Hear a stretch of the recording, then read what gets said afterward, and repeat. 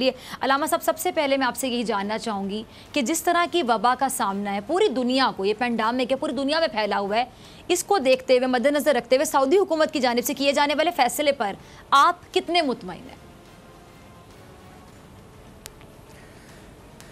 بہت شکریہ۔ بسم اللہ والحمد للہ والصلاة والسلام علی رسول اللہ۔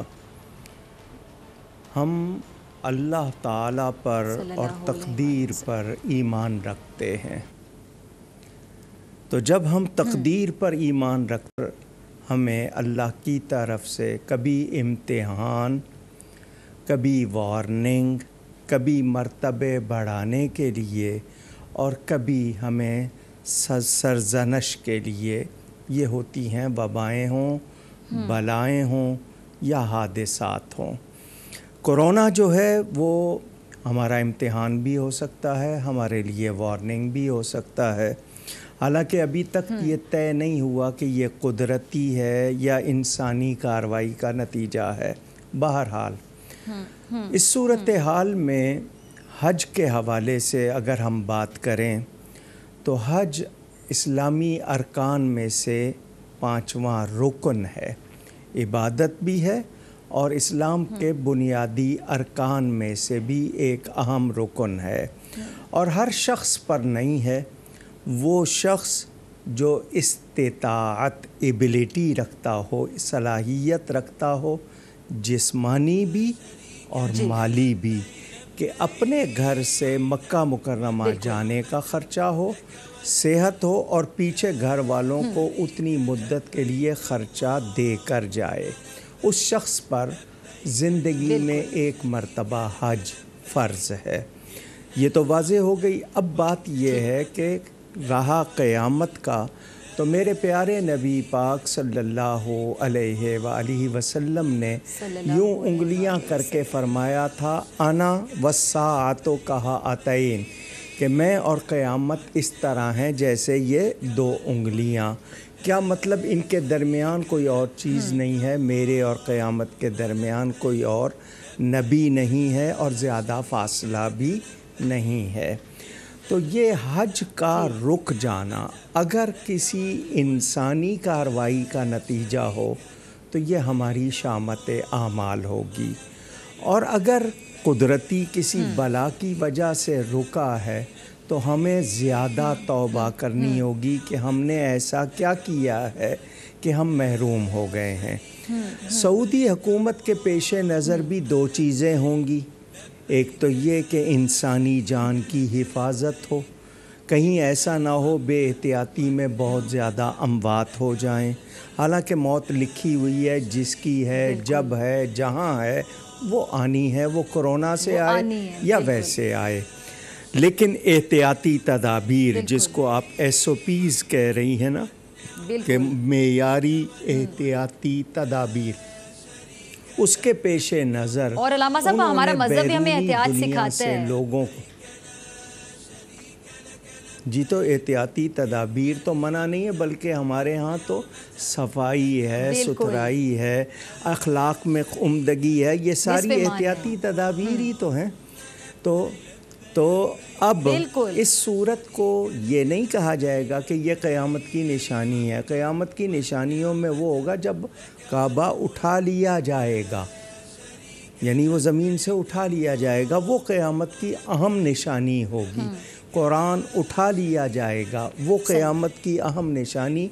یہ قرب قیامت کی نشانی ہے کہ ہم قیامت سے قریب ہوتے جا رہے ہیں، اور ہمیں اپنے اعمال، کیونکہ ہم نے ناجائز منافع خوری نہیں چھوڑی، ہم نے جال سازی نہیں چھوڑی، ہم نے توبہ نہیں کی، ہماری خرابیاں ہم میں اسی طرح ہیں۔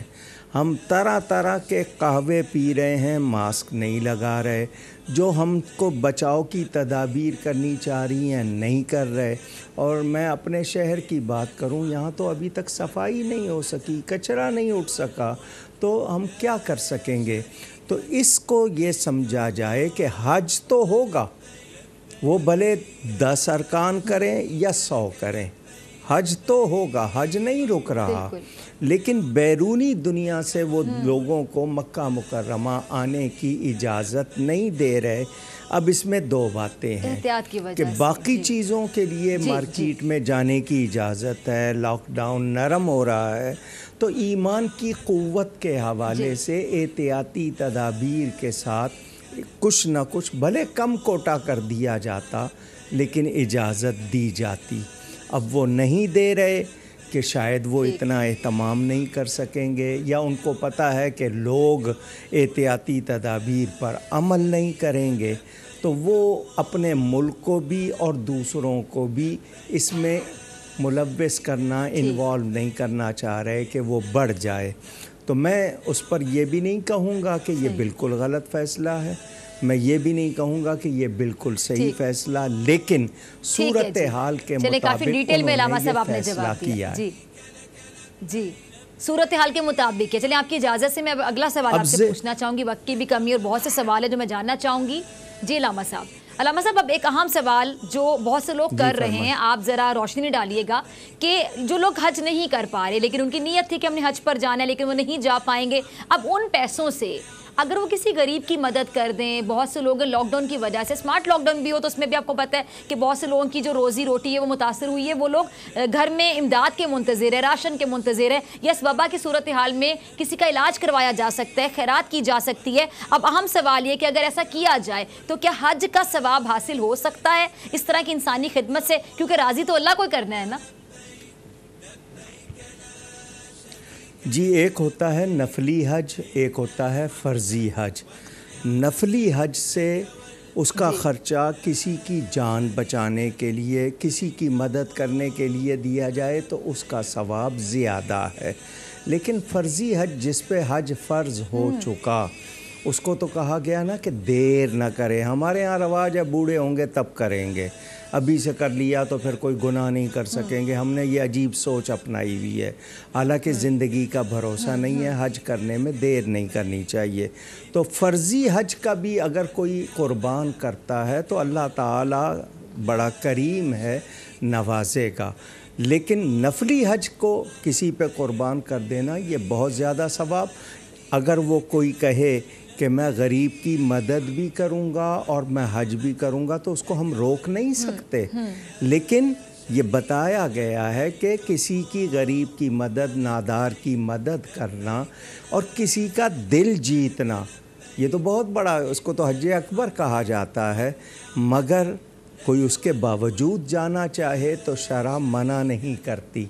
تو ہمیں اس وقت میں نے پہلے ہی کہا نا کہ ہم مدد کرنے کی بجائے لوٹ رہے ہیں، ہمارے اندر اصلاح کا پہلو نہیں آ رہا، یہ بہت بڑی اخلاقی کمزوری ہے اور ایمانی کمزوری بھی ہے۔ بالکل۔ اچھا علامہ صاحب ایک اور سوال، کئی ایسے لوگ ہوں گے جن لوگوں کی حج کی نیت ہوگی لیکن یا تو ان کی اس وبا سے یا کسی اور وجہ سے موت واقع ہو گئی، تو کیا ان کو حج کی ادائیگی کا ثواب مل سکتا ہے نیت پر؟ کیونکہ ہمارا مذہب کہتا ہے کہ مال کا دار و مدار نیتوں پر ہے، اور بے شک انسان وہی کچھ پائے گا جو اس کی نیت ہوگی۔ جی نیت المؤمن خیر من عملہ، مومن کی نیت اس کے عمل سے بہتر۔ پکا ارادہ، نیت کہتے ہیں دل کے پکے ارادے کو۔ ایک شخص کا پکا ارادہ ہے کسی نیکی کا، حج کا ہو، کسی نیکی کا ہو، اور وہ اپنی طرف سے اس کا پورا اہتمام کرے، نہیں ہو سکا اللہ تعالیٰ اس کو ثواب عطا فرمائے گا۔ مثلا ایک شخص نے ٹکٹ بھی لے لی، ویزا بھی لے لیا، موت واقع ہو گئی یا ایسی کوئی چیز ہو گئی کہ وہ تو جانے کو تیار لیکن نہیں پہنچ سکا، تو چونکہ اس نے اپنے عمل سے کمزوری نہیں کی تو اس کو اللہ تعالیٰ پورا ثواب عطا فرمائے گا۔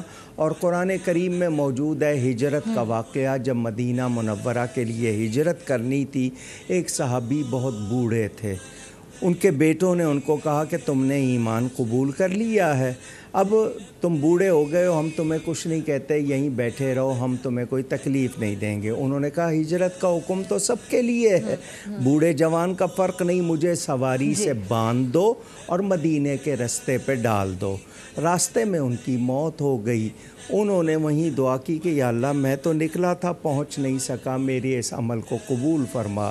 مدینہ منورہ میں جب خبر پہنچی، جند بن دمرہ ان کا نام تھا، خبر پہنچی تو لوگوں نے کہا کہ ان کو ہجرت کا ثواب نہیں ملے گا، تو اللہ نے آیت اتاری کہ جو گھر سے نکل پڑے اور راستے میں اس کو موت آ جائے، فقط وقع اجرہ علی اللہ، اللہ کے ذمے اس کا اجر واقع ہو گیا۔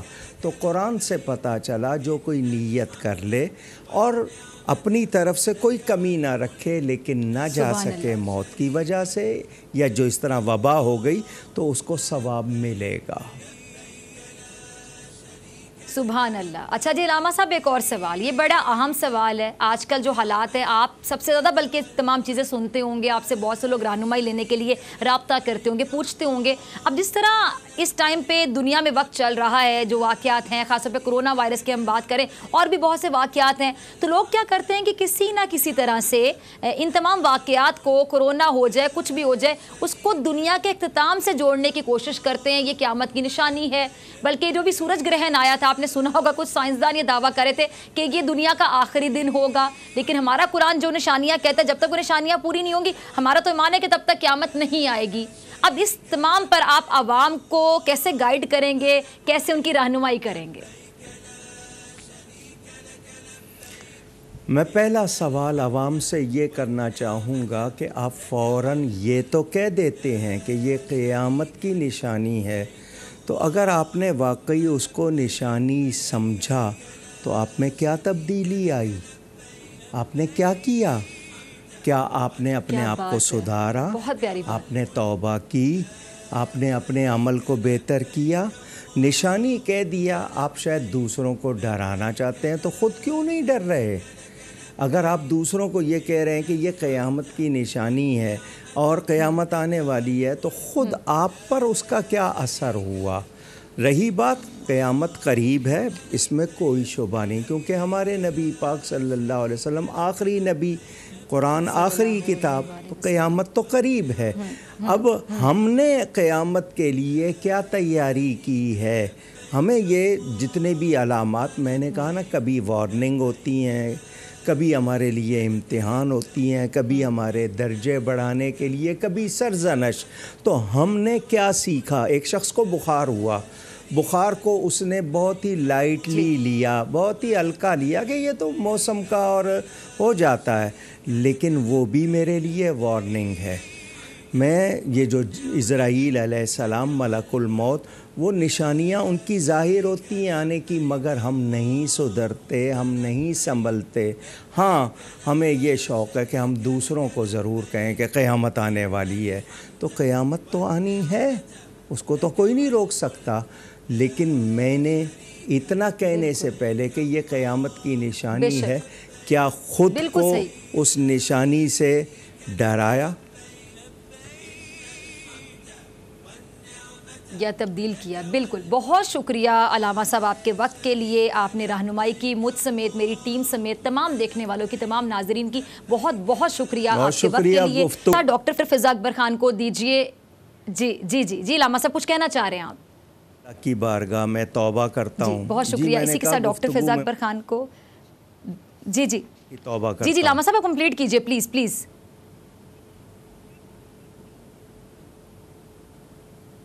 ٹھیک، بہت شکریہ۔ اسی کے ساتھ ڈاکٹر فضا اکبر خان۔